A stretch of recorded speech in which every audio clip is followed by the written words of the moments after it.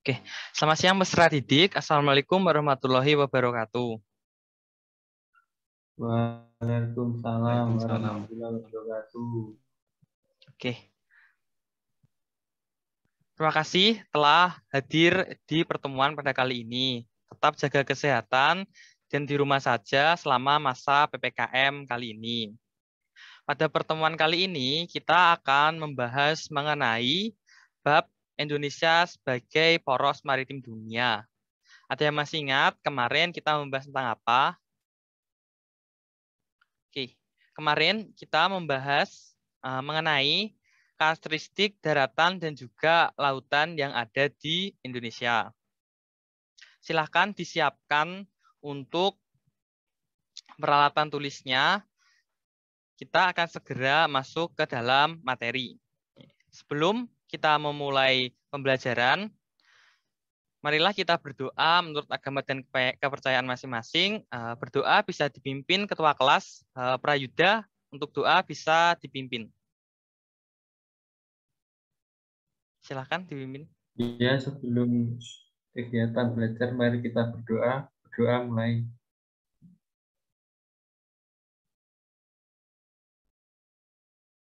Ya, berdoa selesai. Oke. Terima kasih. Terima kasih Prayuda. Berikutnya Bapak akan menyampaikan beberapa materi yang akan kita pelajari pada pertemuan kali ini.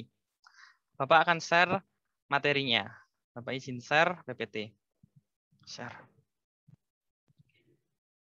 Oke, sudah terlihat PowerPoint yang telah Bapak buat? Bisa, Pak. Oke, sudah terlihat. Kita akan membahas mengenai potensi strategis Indonesia sebagai poros maritim dunia.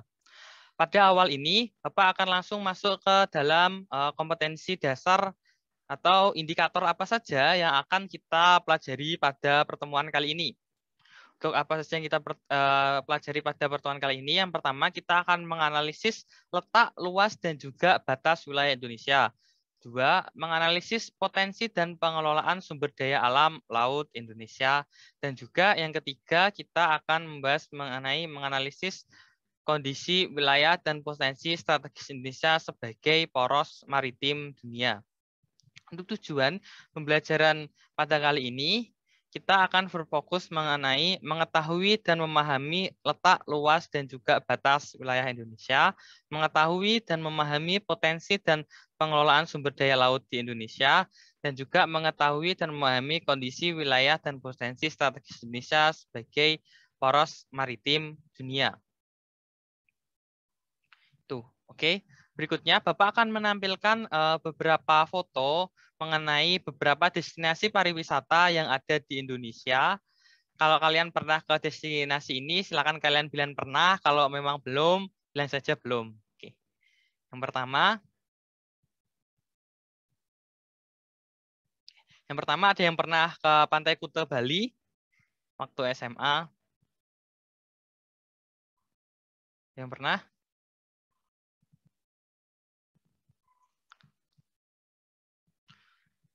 Ada yang pernah atau belum?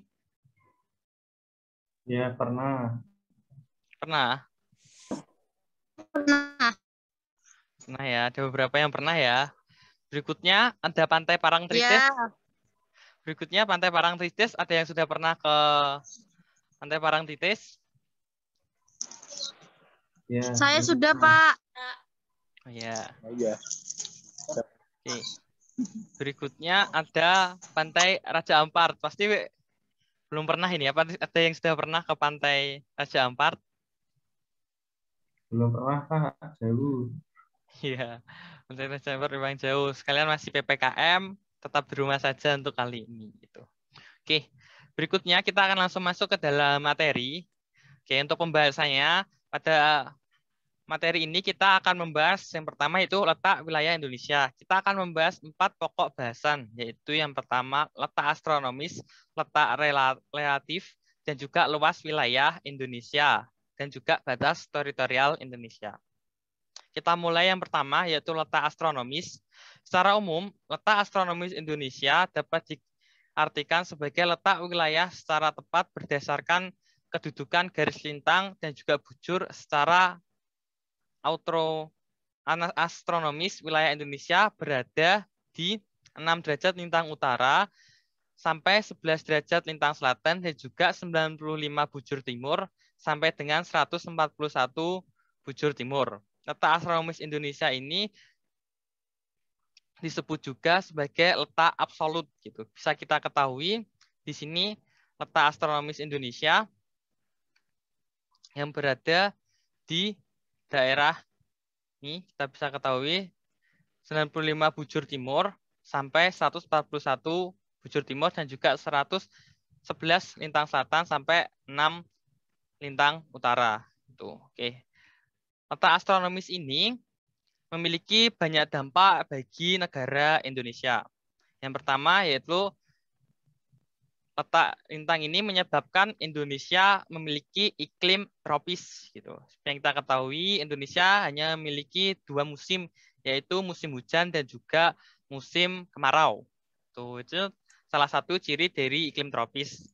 Berikutnya, terdapat juga dampak yang menyebabkan Indonesia memiliki 3 zona waktu, yaitu dari waktu Indonesia Barat dengan patokan garis bujur 105 derajat bujur timur dengan selisih waktu 7 jam lebih awal dari Greenwich, daerah waktu meliputi Sumatera, Jawa, Kalimantan Barat, dan juga Kalimantan Tengah. Waktu Indonesia Tengah atau WIT dengan patokan garis bujur 120 derajat bujur timur dengan selisih waktu 8 jam lebih awal daripada Greenwich. Daerah waktunya meliputi Kalimantan Selatan, Kalimantan Timur, Bali, NTT, NTB, dan juga Sulawesi. Waktu Indonesia bagian timur yang terakhir di zona ketiga dengan patokan garis bujur 131 derajat bujur timur dan selisih waktu 9 jam lebih awal daripada Greenwich Time. Daerah waktunya meliputi Kepulauan Maluku dan juga Papua. Berikutnya, next. Nah, berikutnya kita masuk ke letak geografis. Letak geografis yaitu letak suatu tempat dilihat dari kenyataannya di permukaan bumi atau letak suatu tempat dalam kaitannya dengan daerah lainnya di sekitarnya. Secara umum, negara geografis Indonesia terletak di antara, ini bisa kita lihat, 2 samudra, yaitu Samudra Pasifik dan juga Samudra Hindia, serta 2 benua, yaitu benua Australia dan juga benua Australia. Letak geografis ini akan sangat memiliki dampak bagi negara Indonesia. Dengan adanya 2 benua ini dan diapit 2 samudra, membuat negara Indonesia sangat-sangat berpotensi dari segi maritim, khususnya di bagian transportasi, yaitu transportasi laut untuk barang dari Australia menuju ke Asia, ataupun dari Asia menuju ke Australia. Ini Bapak telah membuatkan slide mengenai selain memiliki dampak positif, letak geografis ini juga memiliki dampak negatif bagi negara Indonesia.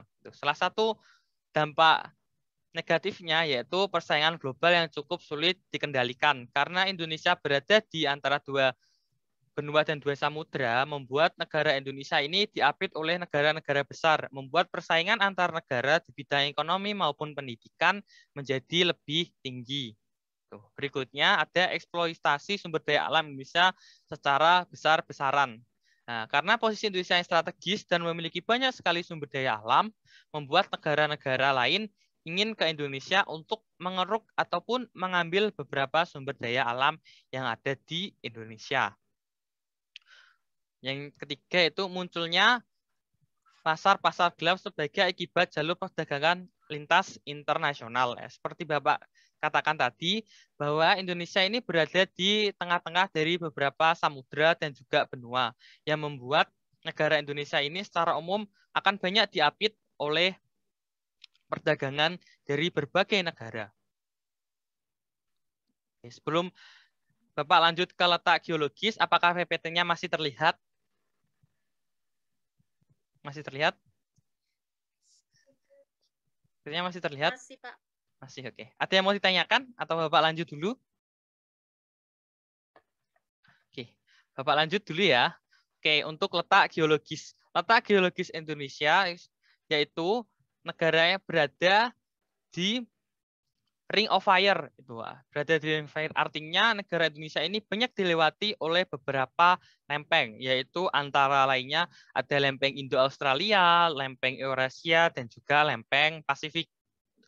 Karena adanya banyak lempeng di negara Indonesia ini sangat-sangat berdampak, ada yang berdampak positif maupun negatif seperti letak-letak yang lainnya. Salah satu dampak positifnya dengan adanya banyak gunung berapi yang ada di Indonesia membuat negara Indonesia memiliki banyak gunung berapi. Hal ini membuat beberapa daerah di negara Indonesia sangatlah subur dibandingkan negara-negara lain yang tidak memiliki gunung berapi. Itu salah satunya. Selain itu memiliki juga dampak negatif gitu. Karena negara Indonesia memiliki banyak sekali gunung berapi, membuat negara Indonesia ini rawan sekali akan bencana, mulai dari bencana gunung meletus ataupun bencana gempa bumi yang membuat negara Indonesia ini sangat berbahaya dari segi bencana alamnya. Itu salah satu letak geologis negara Indonesia. Berikutnya ada juga letak geomorfologis negara Indonesia. Merupakan letak yang berdasarkan tinggi rendahnya suatu tempat terhadap permukaan bumi ataupun air laut. Letak geografis Indonesia dapat dibedakan menjadi dataran rendah, dataran tinggi, gurun, dan juga pegunungan, lembah, bukit, dan sebagainya. Letak Indonesia secara geomorfologis ini memberikan berbagai dampak dalam kehidupan masyarakat. Salah satunya bisa kita ketahui bahwa penghasilan atau pekerjaan masyarakat Indonesia yang berada di gunung ataupun pegunungan akan lebih banyak pekerjaannya seperti petani, kebun, ataupun yang lain-lainnya. Sedangkan masyarakat yang berada di daerah pesisir ataupun di daerah dekat laut akan banyak memiliki pekerjaan sebagai nelayan. Itu salah satu dampak dari geomorfologis Indonesia. Berikutnya kita masuk ke luas wilayah Indonesia. Luas wilayah Indonesia secara keseluruhan adalah 5.993.252 km persegi yang terdiri atas 1.910.931 km persegi yaitu luas daratan dan 3.282.33 km persegi yaitu lautan. Bisa kita ketahui bahwa negara Indonesia secara umum banyak meliputi lautan dibandingkan daratannya. Menurut BPS juga Indonesia merupakan negara kepulauan yang memiliki pulau sebanyak 7.504, merupakan negara yang memiliki kepulauan paling tinggi yaitu di negara Asia Tenggara. Memiliki banyak sekali pulau kecil dan juga pulau besarnya. Bisa kita lihat pada peta di sini bahwa negara Indonesia memiliki banyak sekali pulau dan juga beberapa laut-laut di negara Indonesia. Oke, Bapak next. Sebelum Bapak masuk ke zona laut teritorial, adakah yang mau ditanyakan terlebih dahulu mengenai batas-batas yang tadi? Ataukah sudah jelas?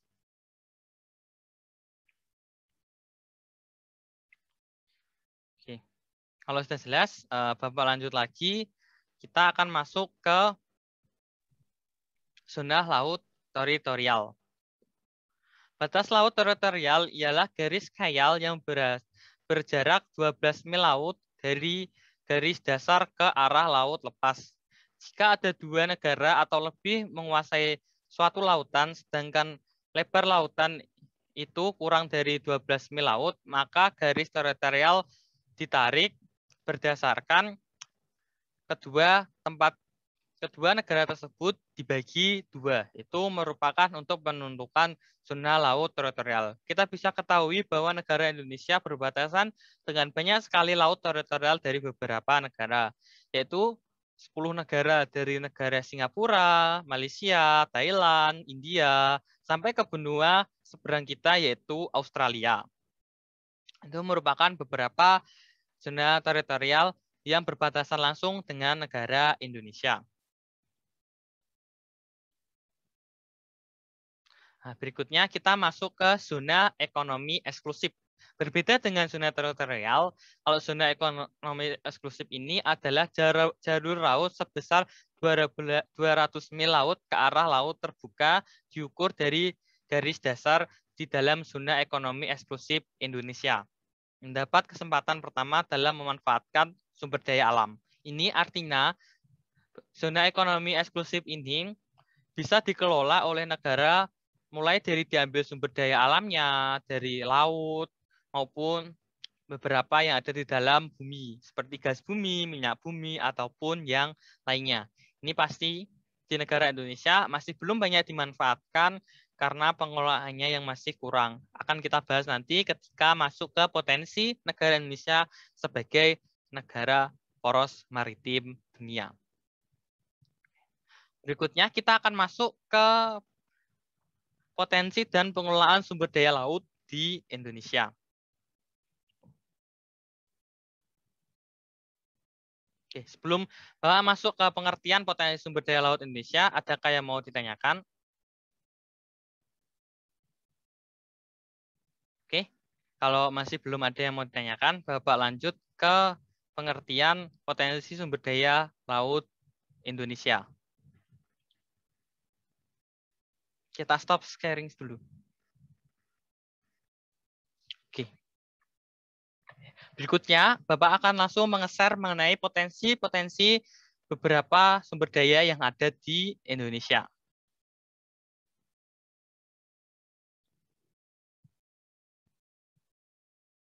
Oke, sebentar.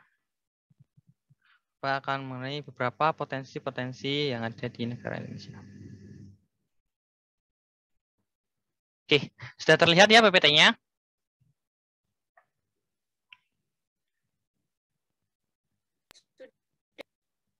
Sudah ya. Oke, Bapak akan mulai dari pengertian dulu gitu loh. Pengertian potensi sumber daya kelautan gitu. Kita sudah pernah mendengar pengertian potensi sumber daya alam, pengertian dari beberapa sumber daya gitu. Bapak akan khusus membahas pada bab ini yaitu pengertian dan juga potensi sumber daya kelautan yang ada di Indonesia. Potensi sumber daya kelautan adalah kemampuan sumber daya laut baik yang dapat diperbarui maupun yang tidak dapat diperbarui serta mempunyai kemungkinan untuk dikembangkan baik yang sudah, sedang, ataupun belum dimanfaatkan. Potensi sumber daya kelautan Indonesia sangat beragam yaitu perikanan, terumbu karang, dan juga padang laut atau rumput laut, mangrove, mineral energi, dan juga transportasi dan juga pariwisata. Berikutnya, Bapak akan membahas mengenai perikanan. Sumber daya perikanan Indonesia sangatlah tinggi, sudah seharusnya menjadi komoditas utama Indonesia dalam persatuan ekonomi regional maupun global. Seperti yang kita ketahui bahwa negara Indonesia memiliki banyak sekali sumber daya kelautan, khususnya dari perikanan gitu. Dengan negara Indonesia yang memiliki lautan hampir 1/3 lebih tinggi daripada daratannya gitu. Hampir 3 juta membuat negara Indonesia memiliki potensi kelautan yang sangatlah tinggi. Namun secara umum pemanfaatan sumber daya alam kelautan Indonesia saat ini masih belum optimal. Hal ini dikarenakan beberapa program-program pemerintah yang diberikan ke beberapa kementerian masih belum baik atau masih belum bisa dikelola dengan baik pula. Potensi perikanan Indonesia juga belum bisa digarap dengan benar, meskipun ada beberapa potensi perikanan Indonesia juga digarap dengan benar. Komoditas perikanan dengan nilai komersial tinggi di Indonesia adalah udang, ikan tuna khususnya, cumi-cumi, dan juga rumput laut. Kondisi saat ini produksi perikanan nasional masih jauh dari harapan gitu. Hal ini dikarenakan seperti yang Bapak katakan tadi beberapa program-program yang telah dijalankan oleh pemerintah belum bisa dijalankan dengan baik oleh pelaksananya. Berdasarkan data KPP tahun 2004, produksi perikanan nasional baru pada kisaran 13.900.000. ton per tahun. Hal ini masih sangat-sangat jauh dari optimalisasi yang dapat mencapai 65 juta ton per tahun akibat sektor perikanan yang belum mampu membuat Indonesia berbicara banyak pada sektor ekonomi lokal. Berikutnya masalah mengenai mangrove gitu. Sumber daya mangrove yang ada di negara Indonesia masih belum begitu maksimal. Masih banyak beberapa hutan mangrove yang dirusak oleh beberapa industri yang ada di Indonesia untuk dijadikan sebagai area terbangun seperti area terbangun yaitu perumahan ataupun beberapa area industri ataupun juga beberapa jalan raya. Ini membuat beberapa daerah yang memiliki banyak sekali hutan mangrove menjadi rusak. Itu sumber daya alam laut yang tidak kalah pentingnya yaitu ekosistem pesisir dan juga laut seperti hutan mangrove, terutama karang dan padang lamun yang secara langsung maupun tidak langsung juga berpengaruh terhadap keberlanjutan sektor perikanan di negara Indonesia. Dikarenakan fungsi-fungsi pentingnya, keterkaitan antara ekosistem tersebut dapat menjadikan faktor penentu masa depan perikanan Indonesia. Laut, hutan, mangrove di negara Indonesia mencapai 30.033 km persegi. Ini merupakan salah satu hal yang membuat negara Indonesia masih belum bisa memaksimalkan beberapa potensi karena beberapa ekosistem dirusak oleh orang yang tidak bertanggung jawab. Oke, berikutnya mengenai pariwisata bahari. Negara Indonesia memiliki banyak sekali potensi pariwisata bahari yang sedang dicanangkan oleh beberapa program dari pemerintah. Kekayaan laut Nusantara yang bernilai ekosistem sangat besar yaitu pariwisata bahari. Jika dikelola secara optimal, profesional, dan bijaksana, terutama akan menjadi objek atau daerah tujuan wisata atau OTW ya, berkelas dunia. Kita bisa ketahui banyak potensi dari negara Indonesia, wisata bahari seperti Bali, Raja Ampat yang sudah menjadi potensi dari negara Indonesia yang berkancah internasional gitu. Menghasilkan banyak sekali devisa yang besar bagi negara, memberikan kesejahteraan bagi masyarakat setempat. Sebagai contohnya adalah Pulau Patido di Biak, Papua, Kepulauan Supiro, Papua, Tabanarate, tukang besi di Burto, dan juga Kepulauan Raja Ampat. Kita bisa ketahui beberapa daerah ini memiliki banyak sekali potensi pariwisata bahari yang sangat-sangat berpotensi bagi negara Indonesia. Berikutnya yaitu potensi energi dan juga sumber daya alam atau potensi ESDM dari kelautan negara Indonesia. Bisa kita ketahui bahwa negara Indonesia memiliki banyak sekali cadangan sumber daya alam seperti cadangan batu bara, cadangan minyak bumi, ataupun cadangan lainnya yang membuat negara Indonesia bisa masuk sebagai negara yang memiliki potensi yang sangat banyak.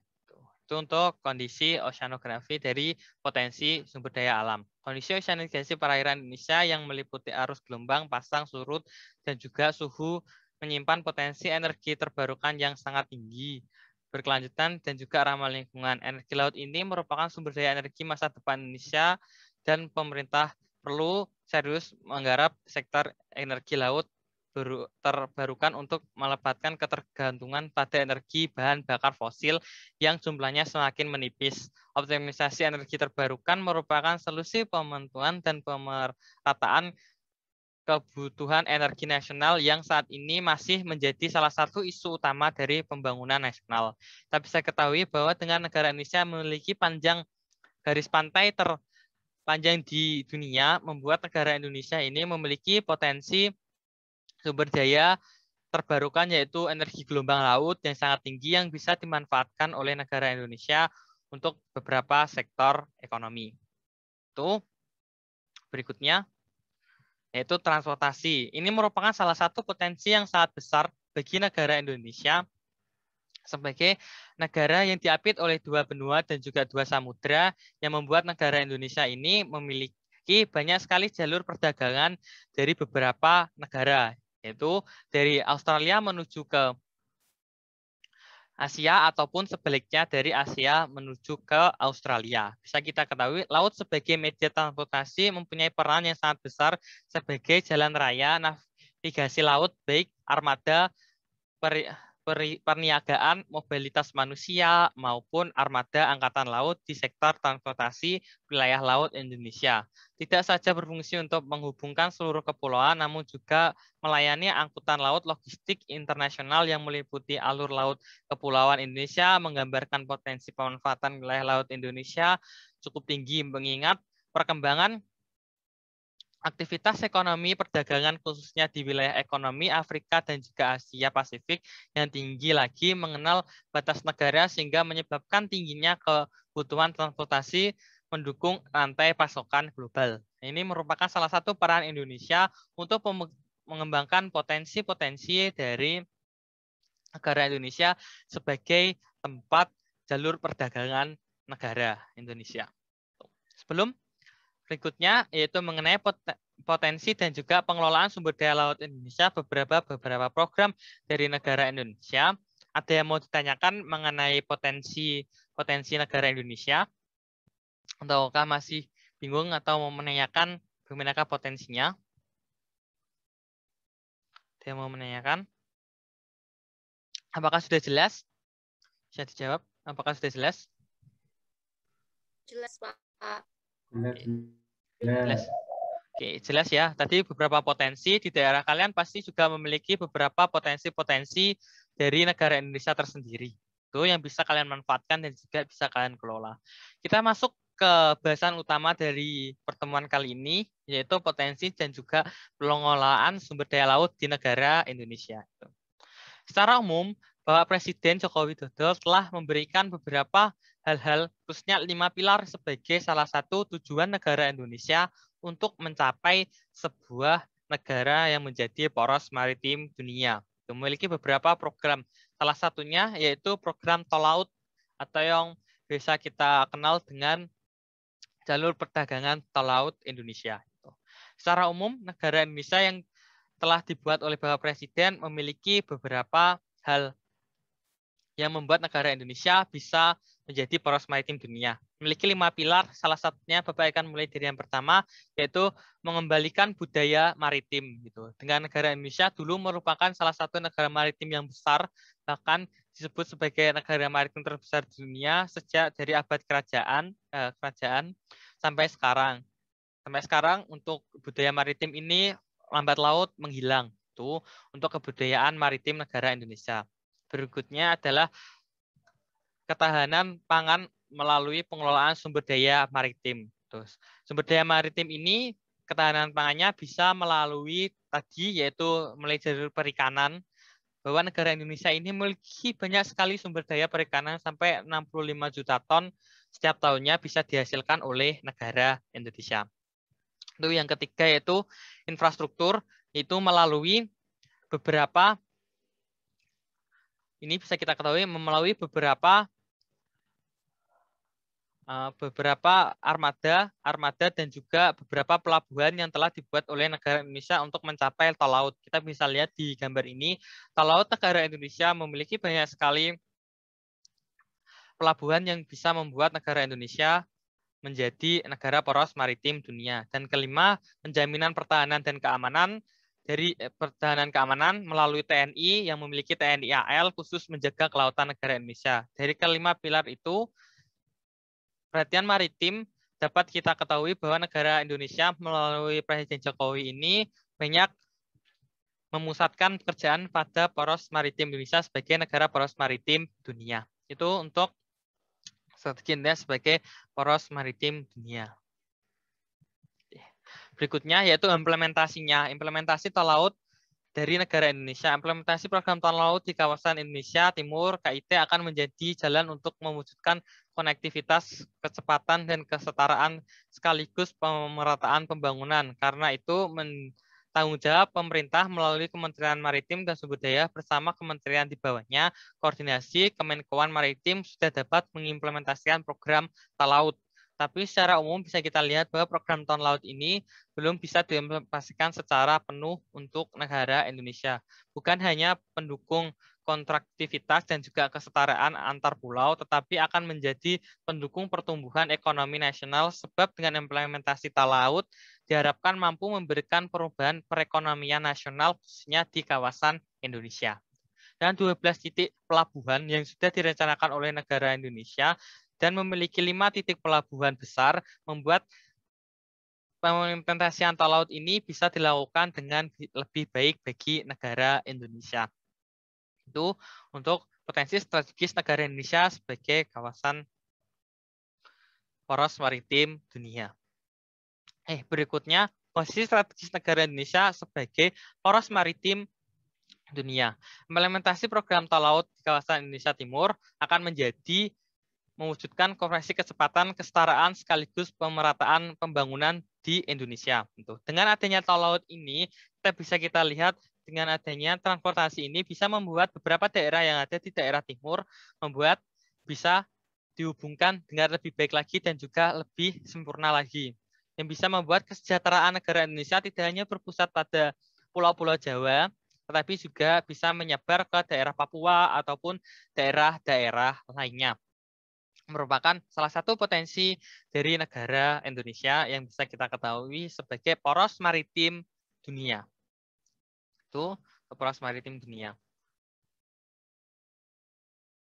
Potensinya sudah Bapak jelaskan lagi, sebagai negara Indonesia memiliki banyak sekali potensi dari memiliki laut ataupun berbagai hal mengenai potensi strategis negara Indonesia sebagai negara berkembang. Oke. Itu penyampaian dari Bapak. Mungkin sudah jelas atau ada yang mau ditanyakan terlebih dahulu? Apa stop screen dahulu? Oke. Itu untuk beberapa hal mengenai potensi negara Indonesia sebagai negara maritim. Oke.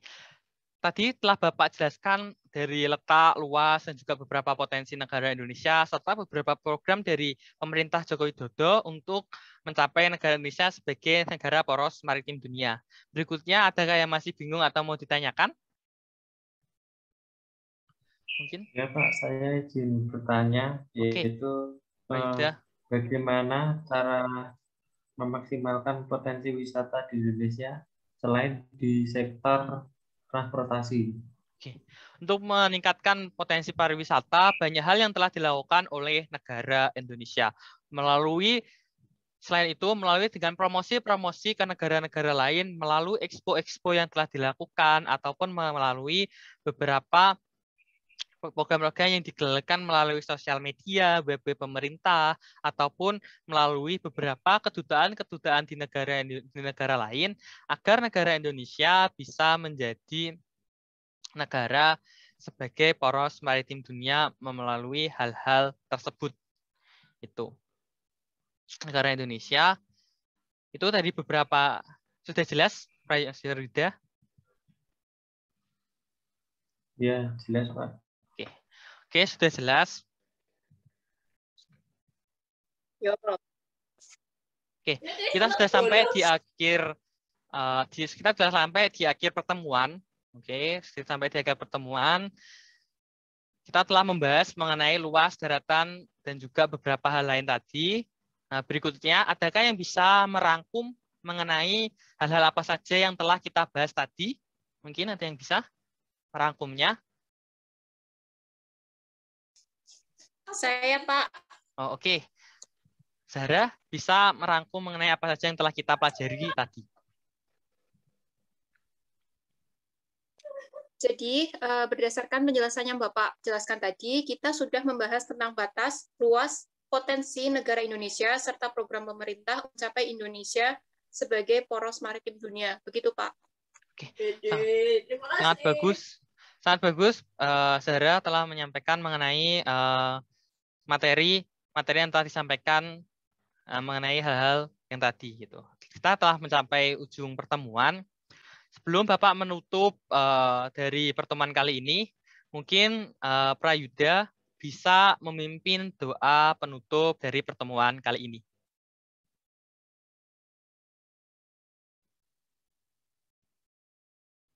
Prayuda, bisa dipimpin doanya?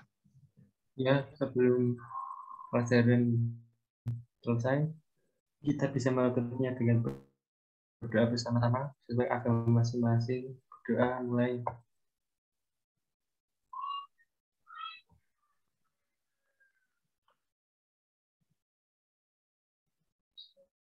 Ya. Oke, doa selesai. Terima kasih telah hadir di pertemuan pada kali ini. Pertemuan berikutnya kita akan membahas lebih mengenai beberapa hal atau hal yang membuat negara Indonesia sulit untuk menjadi negara poros maritim dunia. Tuh, tetap jaga kesehatan dan jangan lupa selama masa PPKM tetap di rumah, pakai masker dan jangan lupa 5M. Oke, selamat siang. Terima kasih. Wassalamualaikum warahmatullahi wabarakatuh.